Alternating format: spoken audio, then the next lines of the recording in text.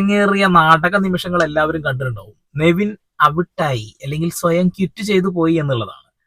നൂറയുടെയും ആദിലയുടെയും യഥാർത്ഥ സ്വഭാവവും എല്ലാവരും കണ്ടു. അവരെ പൂമ്പാറ്റകൾ എന്നാണ് വിളിക്കുന്നത്. ശരിക്കും അവരെ പൂമ്പാറ്റകൾ എന്നല്ല വിളിക്കേണ്ടത്, വേറെ എന്തെങ്കിലും പാറ്റകൾ എന്ന് വിളിക്കേണ്ടി വരും. അമ്മാതിരി കുത്തിത്തിരിപ്പാണെന്ന് മനസ്സിലായില്ലേ? LGBTQ എന്ന ആ ഒരു കമ്മ്യൂണിറ്റി അവഹേളിച്ചു നെവിൻ എന്നൊക്കെ പറഞ്ഞുകൊണ്ടാണ് ഇവരുടെ ആ ഒരു ഊളത്തരം ഉണ്ടായിട്ടുള്ളത്. പക്ഷെ പൊന്നു മക്കളെ, നിങ്ങൾ വിചാരിച്ചതുപോലെ ക്വിറ്റ് ചെയ്തിട്ട് നെവിൻ പോയിട്ടില്ല.